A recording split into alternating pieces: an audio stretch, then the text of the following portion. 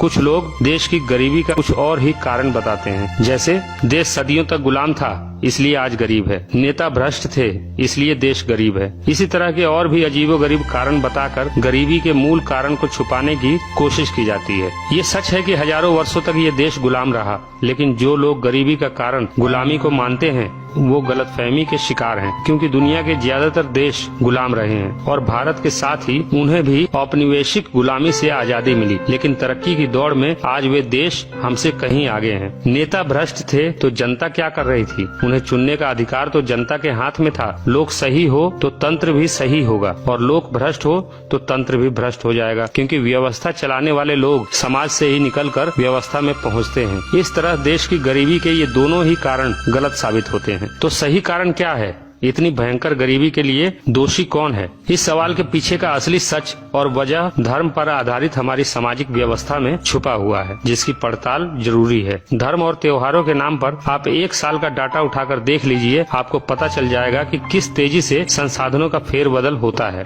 लेकिन संसाधनों का ये फेरबदल धार्मिकता के नाम पर नीचे से ऊपर की ओर होता है। इसलिए समाज का 90% वर्ग सदा गरीब बना रहता है और 10% वर्ग संसाधनों का मालिक बना रहता है। यही वजह है देश में गरीबों के साथ साथ अरबपतियों की संख्या भी बढ़ती चली जा रही है।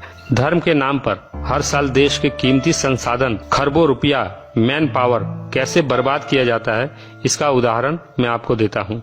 जनवरी से लेकर दिसंबर तक हर महीने कोई न कोई धार्मिक त्योहार जरूर होता है, लेकिन हम बात करेंगे बड़े त्योहारों की, जो देश की बर्बादी के प्रमुख कारण हैं। इन्हीं त्योहारों में से एक है कुर्बानी का त्योहार, जिसमें धर्म के नाम पर करोड़ों बेजुबान जानवरों की हत्याएं की जाती हैं। देश में मुसलमानों की आबादी 20 करोड़ के आसपास है। अगर 20 करोड़ लोग मिलकर बकरीद के नाम पर एक दिन में 1 करोड़ पशुओं को भी मारते हैं तो यह कितनी बड़ी बर्बादी है।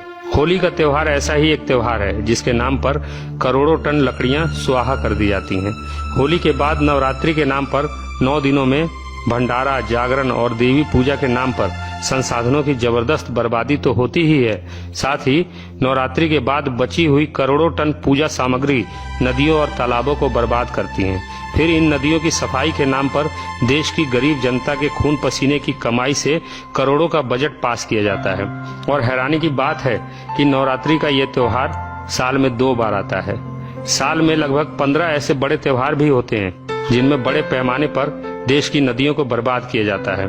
गणेश चतुर्थी, विश्वकर्मा पूजा, छठ पूजा जैसे त्योहारों के बाद तो नदियों और समुद्री किनारों का बुरा हाल कर दिया जाता है। इन सब के साथ हर साल कई रथ यात्राएं भी होती हैं। हर साल होने वाले 10 दिन के दशहरे में देश का कितना श्रम और संसाधन बर्बाद होता है, इसका अंदाजा आप इसी बात से लगा सकते हैं कि केवल दिल्ली की 15 रामलीला कमेटियों का 10 दिनों का बजट 1050 करोड़ से ऊपर है। दशहरे के आखिरी दिन रावण दहन के नाम पर संसाधनों में आग लगाकर जो प्रदूषण फैलाया जाता है, उसे और भयानक स्तर पर दिवाली का त्योहार पहुंचा देता है। एक दिन में अरबों खरबों रुपयों को पटाखे के नाम पर आग में झोंक दिया जाता है। संसाधनों की यह भयंकर बर्बादी घोर गरीबी को जन्म देने के लिए काफी है।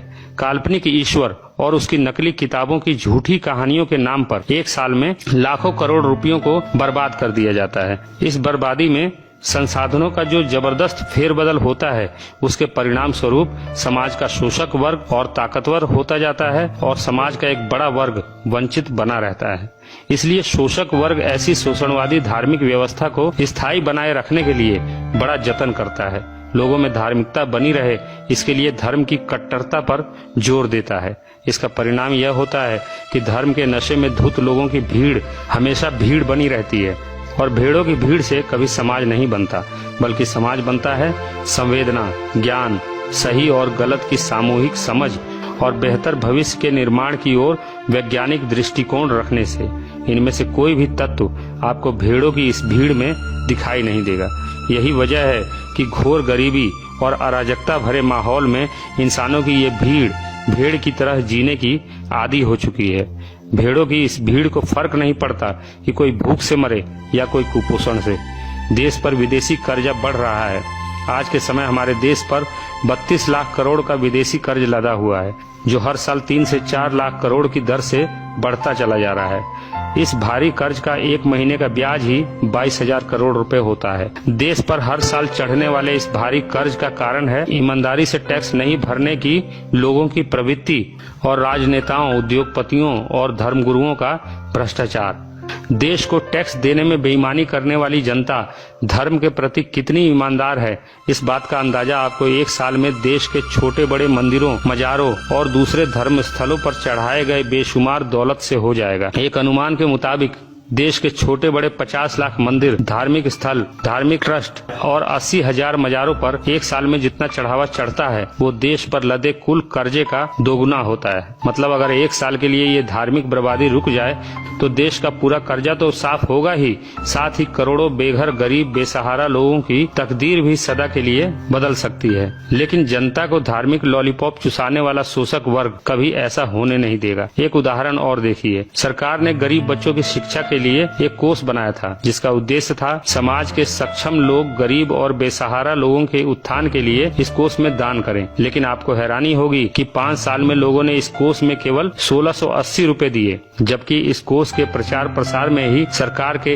1 करोड़ 22 लाख रुपए खर्च हुए थे। ये है हमारे धार्मिक समाज की गरीबों के प्रति संवेदना। दूसरी ओर अहमदाबाद के उमिया माता के मंदिर में केवल 7 घंटे में 21 लोगों ने 5 करोड़ रुपए चढ़ावे में दान कर दिए। ये है हमारा भारतीय धार्मिक समाज, जहाँ संवेदनशीलता केवल झूठे खुदाओं और नकली भगवानों के प्रति ही है। इंसानियत, प्रकृति और समाज के प्रति जनता की इस उदासीनता और बेरुखी की वजह क्या है?